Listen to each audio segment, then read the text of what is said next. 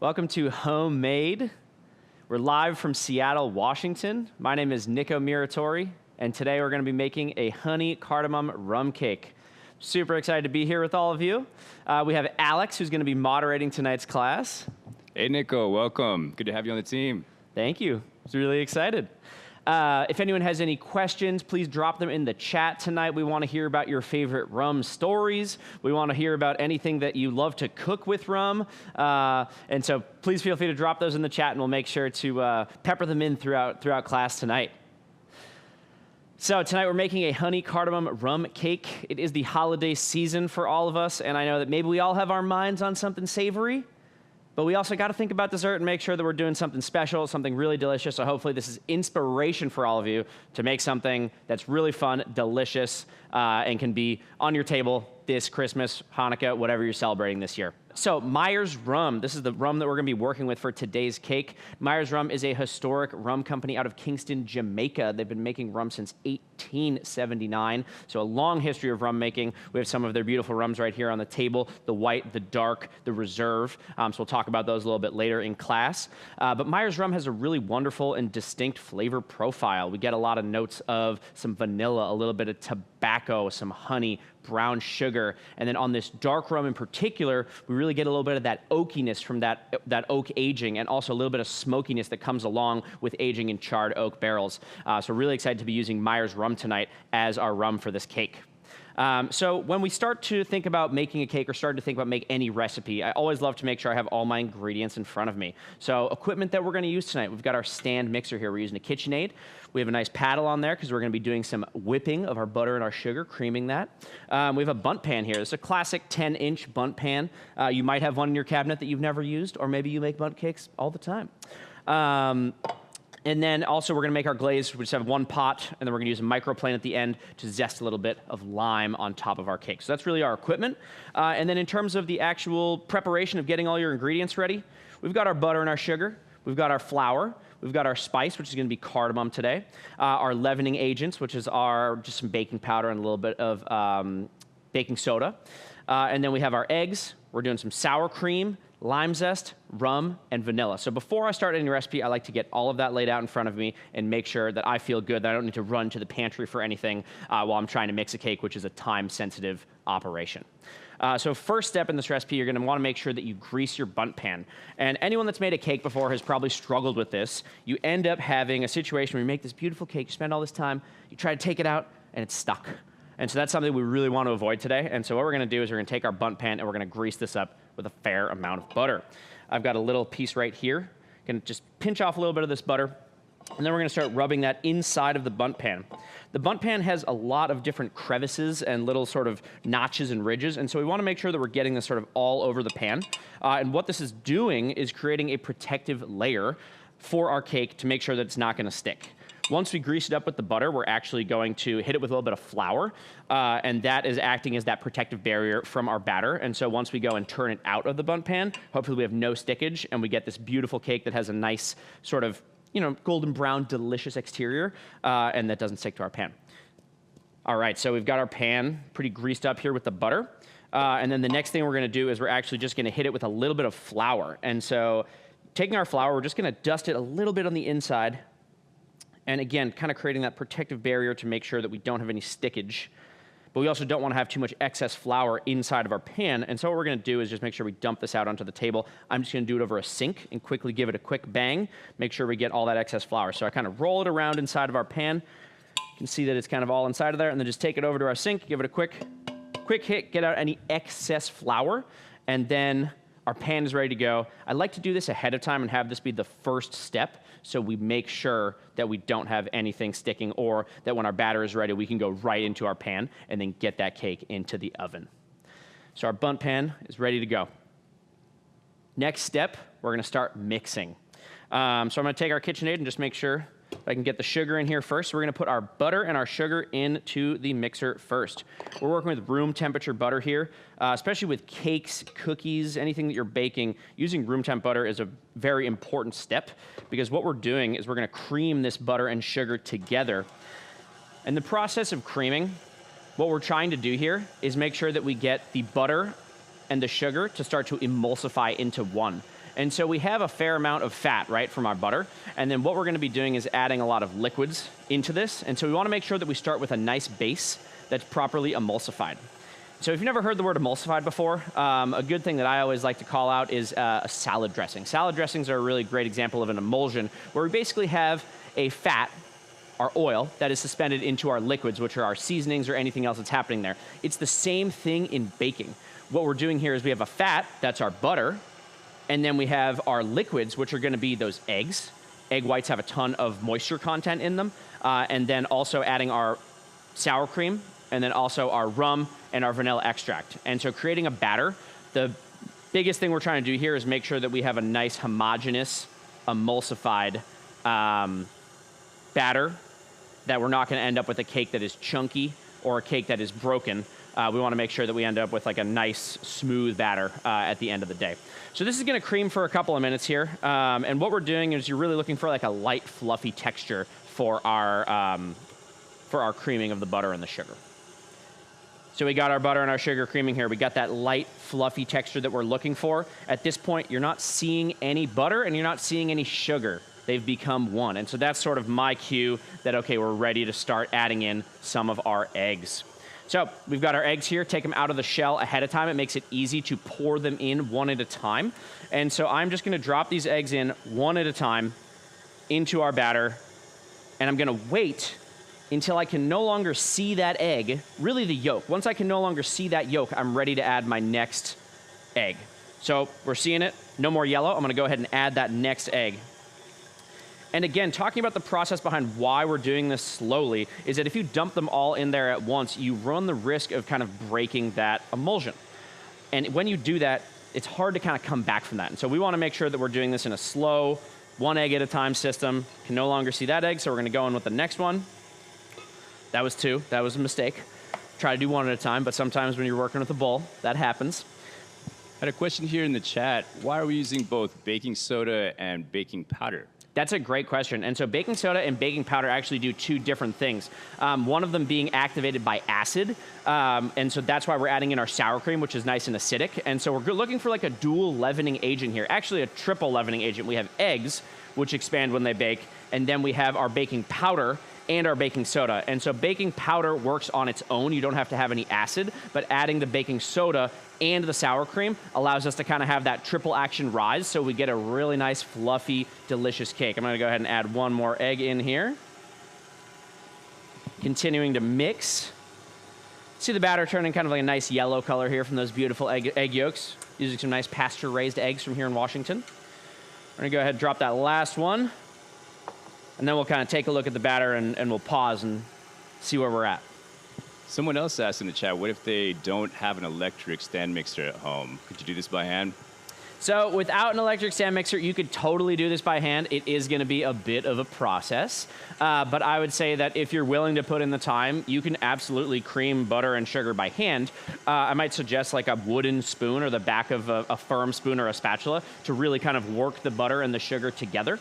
Obviously, using a mixer, it's doing that hard work for us, but I would say you can do this at home, maybe with a friend or with someone helping you hold the bowl while you're able to mix, and they can work those eggs in one at a time. But you can definitely make a cake without a stand mixer.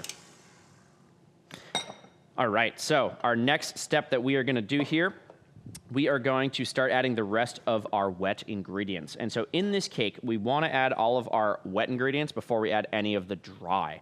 And so the rest of our wet ingredients is our sour cream. And sour cream is a really nice addition to this cake because it is both acidic and fatty. And so the reason that we want to add something acidic in here is that cakes tend to be pretty heavy, right? They tend to be kind of on the rich side. And the nice sort of addition of this lactic acid from the sour cream brings a really nice light note to our cake. The other reason that I like to use sour cream is that it is another source of fat. And so when you're adding in a fat such as sour cream, we also have the sour cream helping us not develop too much gluten. Basically, when you mix this, the fat is able to sort of stand in the way of letting those gluten strands become super strong and have us not develop a chewy and dense cake. So for lightness, brightness, and for flavor, we're adding some sour cream in there. We're then gonna go ahead and add the zest of 2 limes. Kind of going on that same flavor profile of light and bright. The lime zest here really helps bring in the nice bright flavor of the limes without having to add any juice into our recipe. Last thing we're gonna add into here, this is our rum. So on the nose of the rum, getting some of that brown sugar, really has almost like a little vanilla note to it, I would say. And then the dark rum, because of that oak aging, because of the barrel aging process, we get a really nice dark color. And so we're just gonna drizzle that in pretty slowly here. Again, whenever I'm adding something into this batter, you can tell I'm kind of going in a slow manner. We're not just dumping it all in at once. And this is to really maintain that emulsion. As you can see on the camera here, we have this nice sort of light yellow colored batter that looks like it is all one. It is emulsified. So next thing we're gonna do is we're gonna get our dry ingredients together here. That's our flour, our 2 powders, our baking soda, and our baking powder, a little bit of salt, just a half a teaspoon, and our cardamom. And so what we're gonna do now with the flour, I'm gonna keep my mixer on this same speed. And we're gonna add a little bit at a time. Just gonna use a spoon to kind of work some of this flour into the batter as we go. And I'm gonna add flour probably a few tablespoons at a time, waiting until I can't really see it anymore before I add the next bit of flour. This is allowing it to work in kind of slowly into the batter and not just dump it all on top and mix it all in at once. So working this in a few tablespoons at a time, kind of looking at our bowl, making sure that we're okay, we don't see any more flour now. Let's add a little bit more in. This process of adding the flour, probably a minute and a half. Not too fast. Finish up this last little bit of flour here. Shake it all in there. I'm just gonna turn that mixer down to a low speed, make sure we incorporate the rest of the flour. And our batter is looking good. I'm just gonna turn our mixer off here. And then what I'm gonna do is take my spatula and we're just gonna make sure that we kind of run it around the edges of the bowl here to make sure that we get all of that flour in.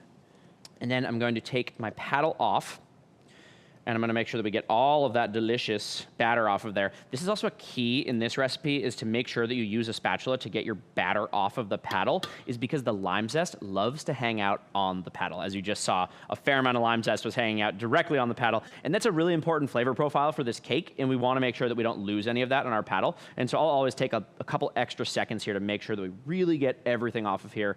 So we have our nice kind of homogeneous, silky batter.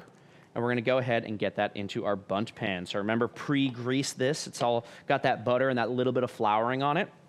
And then we're gonna go ahead and kind of drape this all around. And I try to move it sort of in a circular motion to make sure that I'm spreading out the batter, but at the end of the day, the batter will settle. And we'll use the spatula to sort of run it around the top of the batter into the pan before we put this into the oven. So we've got our cake into our pan. Batter is kind of smoothed out all over the top. It's not filling our pan, which is a good thing because we want this cake to rise once we put it in the oven. And we're ready to bake. So we're gonna pop this thing in the oven. We're doing 325 degrees, and we're gonna go for about 1 hour and 15 minutes. So, cake is in the oven. You're gonna have to wait 1 hour and 15 minutes at home, but we made one ahead of time today. So we'll show you our beautiful cake. Here it is. We had great success of getting it out of our pan. Did the exact same process earlier this morning and made sure that we made a beautiful cake that we can actually taste today and take a look at. The next step that we're gonna do is we're gonna get making our glaze. So we have 2 different sugars. We have a wet sugar and a dry sugar. And so if you don't know what that means, a wet sugar would be something like a honey, a molasses, a corn syrup. And then a dry sugar would be something like a regular cane sugar, a brown sugar, powdered sugar, etc. And so kind of have our 2 different sugars here. We have our dark brown sugar and we have our honey. And we're gonna go into the pot right here with all of that first. The reason that we're using both of these is that they're bringing different flavor profiles. Honey, especially a wildflower honey, brings in a really nice kind of floral notes, while the dark brown sugar has that sort of molasses character, and then that goes hand in hand with our rum. And so we have about a half cup here of our Myers Dark. We're gonna go right into the pot. And then last but not least, we're gonna add 2 tablespoons of butter into there as well. And so when we're adding the butter into here and the rum, we kind of get a very pungent smell coming right off of it. It is strong. That's that sort of raw alcohol smell that we're getting. And as it cooks, what we're gonna do is we're evaporating off the alcohol. And so this is a cake where some traditional rum cakes might be made by actually soaking it with some uncooked rum, and then thus it would be a boozy cake. This cake here is one where we're actually cooking out all of the alcohol and making sure that we're not really left over, don't have any residual alcohol left over, so safe for everyone in the home to eat. So rum history. Rum has been produced since the 17th century, so this is a pretty old beverage. And it's always been produced in sugar-producing regions. And so what that means is that anywhere that had sugarcane plantations, sugarcane growing operations, sugar distillation processes has generally made rum. So Jamaica being one of those places where sugar is grown, the process behind rum is relatively simple in theory. And so for any alcohol, we have to have sugar. And so what happens with our sugarcane is that is either juiced or that is reduced down into molasses, and then that is fermented to create alcohol. And so the process for a dark rum is that we're actually fermenting that molasses, that kind of nice toasty, roasty flavors of that, fermenting that down, and then it goes through a still, and then we are basically getting a byproduct that's around 40% alcohol, 40 to 50% alcohol. For a aged rum, and especially for the dark rum, these are then aged in oak barrels. This is similar to how bourbon whiskey is made, where it goes into a charred oak barrel. Rum, especially the dark rum and the Myers Dark, this is aged in oak, and then that gives you some of that flavor profile that we get on there, where we get some of that oaky nose, not smoky necessarily, but maybe on the back of your palate you can sort of detect a little bit of that flavor profile. So the glaze is reducing, and we're kind of looking at the bubbles in our glaze, and basically what we want to look for is for when these bubbles become sort of smaller and smaller, we know that this glaze is becoming a little bit thicker and a little bit thicker. So glaze is getting nice and thick. We can see that we're kind of coating the back of our spoon. Gonna keep letting it go a tiny bit longer, but what we're gonna do in the meantime is we're actually gonna poke some holes in our cake. So I'm taking that same toothpick that I checked the doneness of the cake with, and then I'm just gonna go ahead and I'm gonna give this cake a bunch of little pokes all over. And the reason we're doing this is to make sure that we get our glaze to penetrate kind of all into this cake all over the place. So I'm kind of doing like 3 or 4 pokes on each rib and just working around here kind of in a clockwise motion, giving it those little pokes with the toothpick, go around that outside on the bottom, which I kind of missed, and then we'll call it all set there. Glaze is looking great. I'm going to turn off our stove and then kind of show you the texture, but this nicely reduced glaze is reduced by about half. And so now we're down to a nice viscous, delicious. I mean, it smells insane. The cooking of that Myers rum, it smells delicious. Last thing we're gonna do, we're gonna season that with some salt. So we're gonna take about a half teaspoon of salt here, just 2 pinches, and get that in. And then we're gonna move to our pastry brush. So we're gonna take our brush and we're gonna paint this thing. We're gonna paint the cake all over. It's okay if you get a little bit on your cake stand because whatever sort of falls to the bottom is just gonna get absorbed into the bottom of the cake. As mentioned, this is a cake that'll be good for multiple days. One of the benefits of cooking with rum and then also glazing it is that cooking with rum and using alcohol in cakes and cookies in general, it's a really nice preservation technique. The alcohol content of the cakes helps, the alcohol content of the rum really helps with the moistness, and it also kind of acts as a preservative, and so we're able to enjoy this cake for multiple days. So we're gonna continue painting, making sure we're getting that glaze all over the top. But it's looking really beautiful. I mean, we're getting it into all of the crevasses, all of the little nooks and crannies, making a little mess while I do it, but that's okay. We'll clean it up later. So I'm feeling pretty good about how much glaze is on the cake. I'm gonna save that little extra bit so we can put a little bit on our slice. And then the last thing we're gonna do, take our microplane and our lime, a very giant lime in this case, and we're gonna put some zest on top of this. And so this is not just for aesthetic purposes, but what's happening is when you're zesting the lime, yes, we're getting sort of those really nice aromatics, but also some of the essential oils of the essential oils that are coming from the citrus. You can't see it, but as I'm zesting this, I can see the oil kind of like coming out of this lime and ending up on top of our cake. And so we're kind of getting a dual action here, getting some of the zest on top and then also some of those lime essential oils, which are adding into really beautiful, fragrant flavor profile, especially when you're standing over it. But also when we eat this, we're gonna get sort of the light, bright citrus notes from the lime that play really, really well with those kind of dark brown sugar notes, especially with the rum. It's a really kind of perfect citrus and dessert pairing here. And then it's time to taste this thing. That looks amazing, especially with that zest on top. Wow. Not bad. Pretty good looking cake. We can't wait to see all of yours at home. So we're gonna cut and we gotta taste it. That's the best part of making something, right? So I'm gonna go ahead, cut myself a little slice here. A little hungry, so I'll go for a pretty good size. Take our nice cake server. Look at that. Oh man. So the inside of this cake, this is a super moist. It's kind of a weird word to use, but I always call them juicy cakes because I find that when you have a moist cake that you just want to kind of keep eating over and over again, it doesn't dry it out in the mouth. Similar to food, it's a juicy cake. And absolutely delicious. And so for fun, let's take a little bit of our glaze and we'll just drizzle a tiny bit more over the top there. And we're ready to go. Let's have a taste.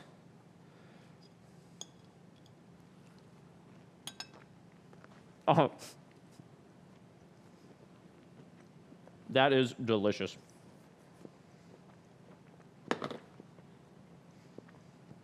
Can't wait to try a bite, Nico. That was a big bite. That was a big bite. Great cake for the holidays. Really awesome to have Myers Rum working with us. We're super excited by this partnership. And any last questions in the chat before we sign off here, Alex? No, thanks so much. You've been called the Picasso of rum cake by someone in the chat here. That'll be my new tagline, Picasso of rum cake. I love that. Thank you so much for joining us tonight, everyone. For recipes and inspiration, check out myersrum.com/recipes. You can find some cocktail recipes on there. And then we'd love to see what you guys come up with at home, what you're cooking with Myers Rum. And then our next class in the Myers series, it's going to be on Thursday the 19th. We're doing a pepper, rum, shrimp, and grits. Should be super awesome. Thank you so much, everyone. Thanks, everyone. Bye.